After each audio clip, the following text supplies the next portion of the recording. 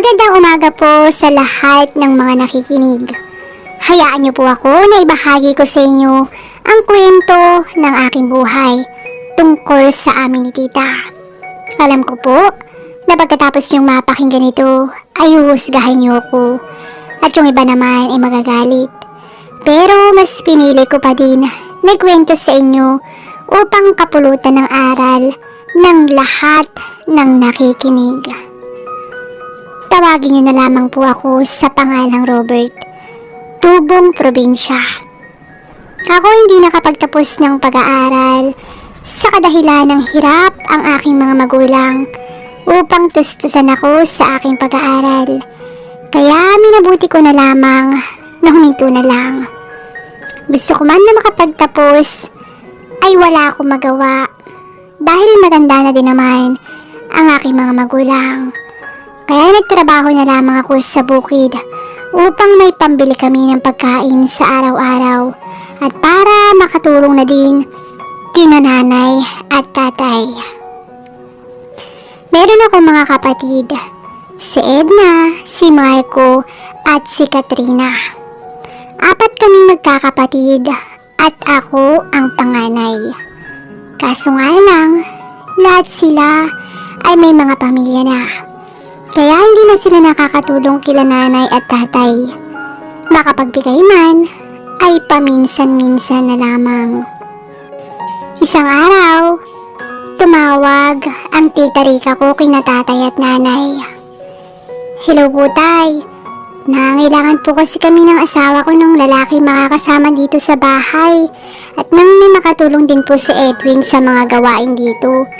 Tsaka madalas po kasi wala si Edwin para may mga bantay din po kami ng mga anak ko.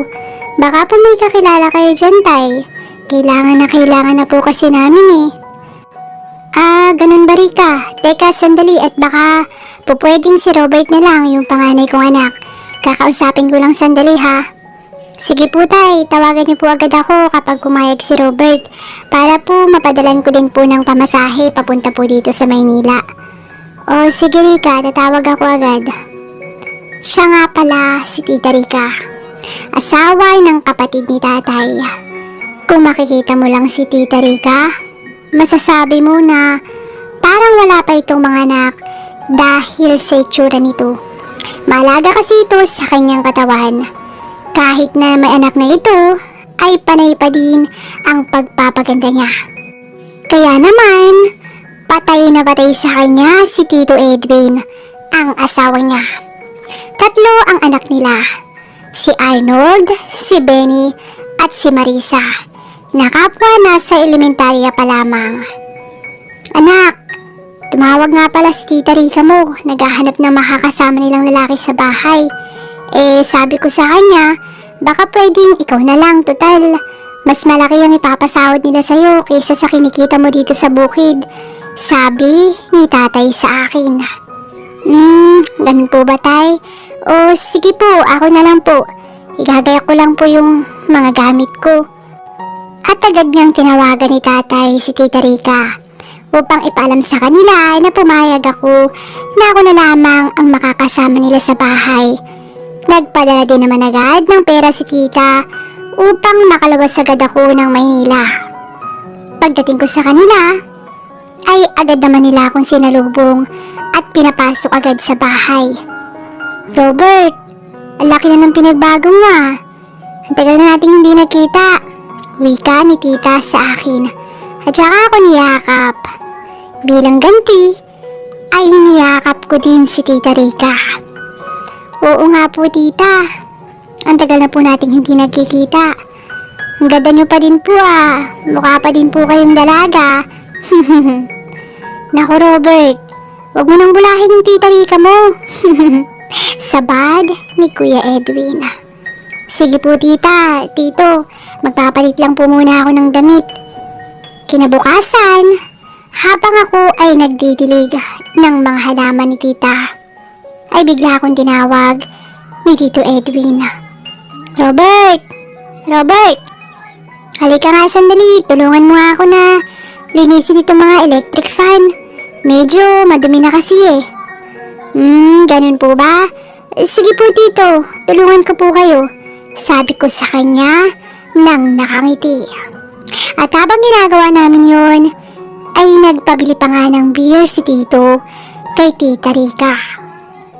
Love, bili mo naman kami ng beer ni Robert para lalong ganahan na tulungan ako dito. At maya-maya lamang, nang matapos na namin yun, ay biglang sumulpot si Tita Rica. Love, Robert, halina muna kayo, kain na muna tayo, sabi nito. Oh, sige love, patapos na din kami, susunod na kami ha. Oh Robert, huwag ka nang mahiya sa amin ng Tita Rica mo. Pag may kailangan ka, huwag kang mahiyang magsabi sa amin ha. Naku tito, nakakahiya naman po sa inyo kung ganun. Nako, wag ka nang mahiya. Hindi ka naman iba sa amin ni tita mo. Basta, lahat ng kailangan mo sabihin mo lang. Huwag kang mahihiya. Hindi naman ganun kalakihan ang bahay nila Tita Rica. Sakto lang para sa kanilang pamilya. Masaya kami nagsasalo-salo sa pagkainan at nagkukwentuhan ng mga oras na yun. Robert, pagkatapos mong kumain at nakapagpahinga ka na pwede mo ba akong samahan na mamalengke sandali? May mga kailangan na akong bilhin. Pakiusap ni tita sa akin. Sige po tita, wala pong problema. Sagot ko naman dito. At agad na tumayo si Tita Rica patungo sa kanilang kwarto para magpalit ng damit na natatanaw ko naman. Habang kami ay patuloy lang sa pagkain, ay nagkukwentuhan kami ni Kuya Edwin nang hindi sinasadyang mapalingon ako sa silid kung nasaan si Tita Rica. At medyo nailang ako sa pagkakataong yun dahil kaharap ko si Kuya Edwin na nakatalikod naman sa silid. Hala, kitang-kita ko si Tita Rica. Hindi niya kasi naisarang mabuti ang silid dahil na din siguro sa pagmamadaling makabalik sa aming harapan. Samantalang, si Kuya Edwin naman ay patuloy lang sa pagkukwento sa akin. Nang bigla kong mapalingon muli sa silid kung saan naroroon si Tita Rica at hindi sinasadyang magtama ang aming mga mata.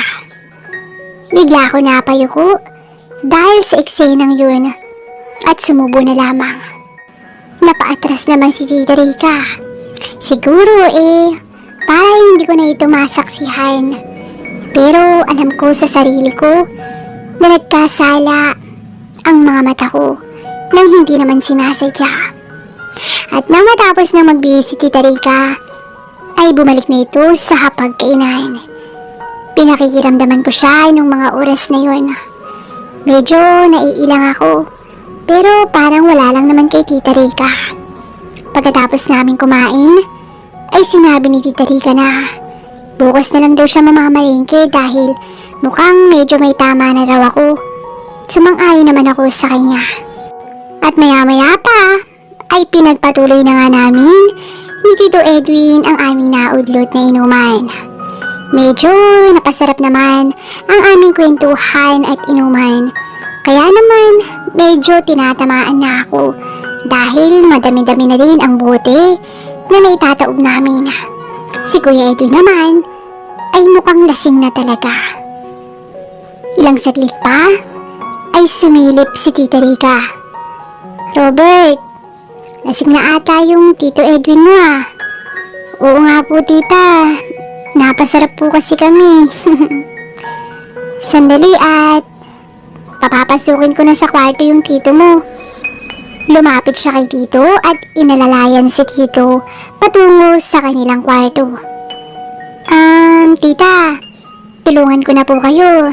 Mukhang mabigat po si Tito Edwin At sa pagkakataong yun, ay medyo nagkakadikit ang mga balikat namin. Pero binaliwala ko lamang yun.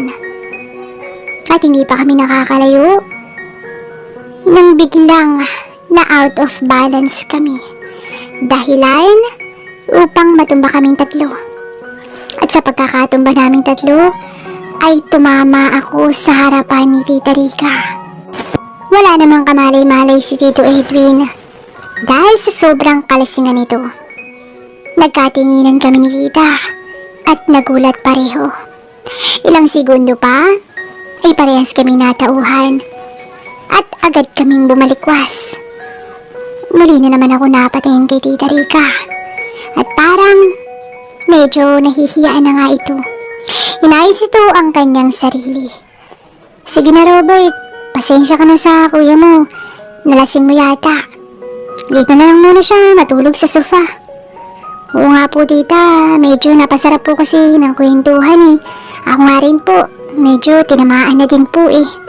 Sige po, alis na din po ako, sabi ko kay tita. Nagtungo na ako sa kwarto ko. At paghiga ko, ay hindi ako mapakali dahil sa mga tagpo namin ni Tita Rica kanina. At hindi ko namalayan na may ginagawa na pala ako. Pagkatapos nun, ay natulog na ako. Lumipas pa ang mga araw ay pansin ko na parang medyo naiilang na sa akin si Tita Rica. Kaya ako naman, parang naiilang na din.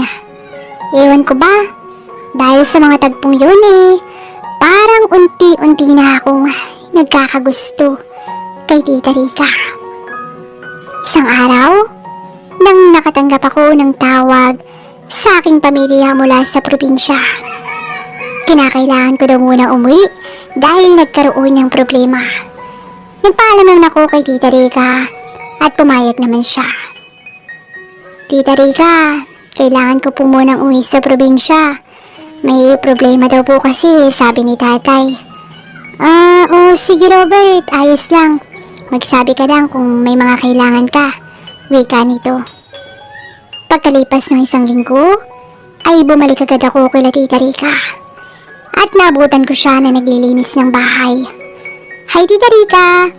Bati ko dito. O Robert, andiyan ka na pala, kamusta? Bati niya sa akin. Ayos naman po tita. Nagkasakit po kasi si nanay kaya pinauwi nila ako. Hinahanap daw po kasi ako ni nanay pero okay na po siya ngayon. Robert, nakahanap na pala ng bagong trabaho si Tito Edwin mo. At buwanan daw ito bago makauwi. Balita nito sa akin. Medyo nalungkot ako sa parting yun. Pero sa kabilang banda, parang may iba akong nararamdaman. Para akong naliligayahan. Pagkatapos namin magkwentuhan, ay pumasok na ako sa kwarto para makapagpahinga na rin ako. Naisipan ko na pagpagi ng higaan ko at magwalis sa aking kwarto. Habang ako ay nagwawalis, may nakita akong tela sa ilalim ng higaan ko. At nang tignan ko to, ay laking gulat ko dahil isang short na pambabae ang nakita ko. Kanino kaya to? Inamoy-amoy ko ito para malaman ko kung malinis ba o madumi ito. Habang ginagawa ko yon, ay biglang may kumatok sa pintuan ko. Robert? Po, sandali lang po. Nang buksan ko ang pintuan, ay laking gulat ko nang iniluwa nito si Tita Rica. Tita, bakit ho? Robert, may kukunin lang sana ako eh. At nang tignan nito, ay wala na dito ang hinahanap niya. Tita, ito po ba yung hinahanap niyo? Tanong ko dito. Oo, yan nga. At bigla na itong hinablot at dali-dali lumabas sa aking kwarto. Bago ako matulog, ay iniisip-isip ko kung bakit napunta sa ilalim ng higaan ko ang gamit ni Tita Rica. Nang magising ako, ay lumabas ako sa aking kwarto at nadatnan ko naman si Tita Rica at ang dalawa nitong anak na nasa sala. Lumapit sa akin ang mga anak nito. Napatingin sa akin si Tita Rica na para bang naiilang. Hinitian ko si Tita at gumanti din naman ito ng ngiti sa akin. Lumipas sa mga araw at buwan at nagbalik na nga sa normal si Tita Rica. Pag minsan may free time ako, ay nagbabanding kami kasama ng mga anak niya. Isang araw ay inutusan ako ni Tita Rica na mamalengke ng mga pangangailangan sa bahay. At dahil na din sa sobrang lakas ng ulan, ay medyo ginabi na ako sa pag-uwi. Siguro mga 10:00 na ng gabi nang makarating ako sa bahay. Nagulat ako nang makita ko si Tita Rica, nagising pa at nanonood ng balita. "O tita, bakit gising pa po kayo?" "Oo Robert, hindi kasi ako makatulog. Ang lakas kasi ng ulan eh. Parang nininervyos ako kaya nanood na lang ako ng balita." Ganun po ba tita? O sige po, sandali po at magbihis lang po ako saglit. Habang siya ay abala pa din sa panonood ng balita. Paglabas ko ng silid, ay sinamahan ko si tita na manood ng balita. At medyo humida na din naman ang pagpatak ng ulan. At paminsan-minsan, ay bigla na lang bubuhos na naman ang malakas na ulan. Tita, hindi pa rin po ba kayo inaantok? Gusto niyo po ba na uminom po na tayo ng ilang bote ng beer? Nang sa ganun dalawin po kayo ng antok. Oo nga Robert, sige. Kumuha ka ng 4 na bote ng beer sa rep at uminom muna tayo. Masarap pa naman uminom kapag ganitong umuulan. Wala kasi si tito mo Siya sana yung kasama ko na iinom ngayon. Oo nga po tita. Sige po, kuha lang po ako ng beer. At nag-umpisa na nga kami uminom ni tita habang malakas ang buhos ng ulan. Kwentuhan na kami ni tita at hindi namin namalayan na nakadalawang bote na pala kami ng beer. Robert, lasing ka na ba? Mukhang bitin pa kasi ako Gusto mo pa ba? Opo tita, sige po. Tumayo si tita at kumuha ng alak sa ref. Paglingon ko, ay nakayuko si tita. Dahil nasa ibang banda, nakalagay ang bote ng alak. Binaliwala ko na lamang yun. Dahil baka kasi mailang na naman si tita sa akin. Pagbalik ni tita, dala ang beer, ay saglit akong napatitig sa kanya. "Oh Robert, bakit? Mukhang titig na titig ka ata sa akin." Tita, wala po. Ang ganda niyo po kasi. Swerte po talaga ni tito sa inyo, no? Palusot ko dito. Pero sa totoo lang, nakakaramdam na ako ng kakaiba. Dulot na rin siguro ng epekto ng alak sa akin. Tinuloy namin ni tita ang pag-iinuman. Napasarap kami sa pagkukwentuhan nang magising ang anak nito. "Mami, bakit hindi pa po kayo natutulog? Pati po kayo tito?" Tanong nito sa amin. Anak, hindi kasi ako makatulog Bakit ba nagising ka?" "Nauuhaw po kasi ako mami. Iinom lang po sana ako." "Sige po, maiwan ko na po kayo dyan at inaantok pa po ako."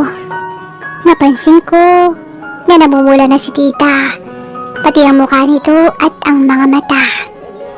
Tinitigan ko si tita sa kanya mga mata. Medyo may tama na din ako na mga oras na yun. At hindi na ako nakapagpigil pa. "Bakit Robert?" Tita, pwede niyo po ba akong pagpigyan?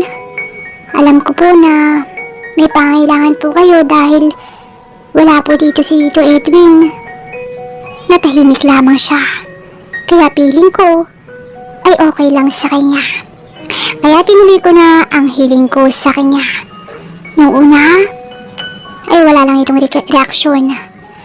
Ngunit nung nagtagal, ay tumutugon na din siya sa ginagawa ko sa kanya. Hindi na namin napigilan ang mga sumunod na eksena, kasabay ng pagbuhos ng malakas na ulan. At oo, tama po kayo nang iniisip na matindi ang naganap noong gabing yun. Pagkatapos namin nun, ay biglang natauhan si tita. Bigla itong bumalikwas papunta sa kanilang silid. Ako naman ay iniwan niyang tulala at hindi makapaniwala dahil sa bilis ng mga pangyayari. Nang mahimasmasan na din ako, ay nagtungo na din ako sa aking kwarto ko. Habang nakahiga ako, ay parang nagsisisi ako sa nangyari dahil mabait sa akin si Tito Edwin. Iniisip ko kung paano ko hihingi ng tawad kay Tita Rica. Hanggang sa makatulog ako, dala na din ng tama ng alak. Kinabukasan, maaga ako nagising. Paglabas ko ng kwarto, ay hinanap ko agad si Tita Rica. Ngunit sa tansya ko ay hindi pa rin ito lumalabas ng kanyang silid. Lumapit ako sa pintuan ng kanyang silid. Hindi na ako nagpatumpik-tumpik pa at pinihit ko ang doorknob. Nakita ko si Tita Rica na umiiyak. Lumapit ako sa kanya. Tita, pasensya ka na ha. Hindi ko na kasi nakontrol yung sarili ko eh. Sorry talaga tita. Robert, kalimutan na natin yung nangyari. Sigurado ako na magagalit yung Tito Edwin mo kapag nalaman niya to. Natatakot ako na baka hiwalayan niya ako. Kawawa naman yung mga anak namin kapag nangyari yun. Umiiyak siya habang nagsasalita. Hinawakan ko ang kamay niya. Tita, sorry po talaga, sorry. Habang papatulo na rin ang mga luha ko. Pero tita, pwede po ba na sa huling pagkakataon, pagbigyan niyo po ako? Tanong ko dito. Hindi mumik si tita at hindi nga namin namalayan. Nasa isa pang pagkakataon ay naulit muli ang ginawa namin. Tuluyan na nga kami nakalimot at hindi na namin namalayan pa ang mga sumunod na nangyari. Pagkatapos noon ay nagpahinga kami. Robert, sana manatiling sikreto sa atin to ha. Opo tita, pangako po. Sabi ko dito na nakangiti. Balik na ako sa silid ko. Matutulog na ako dahil napuyat ako kagabi. Tapos, napagod din dahil sa mga pangyayari. Akala ko na nanaginip na ako nang marinig ko na may nagbukas ng pintuan ko. Diyos ko, ano ba itong napasukan ko? Sobrang hilig naman pala ni Tita Rica. Kailangan ko na atang bumalik ng probinsya at baka matiyot ako nito.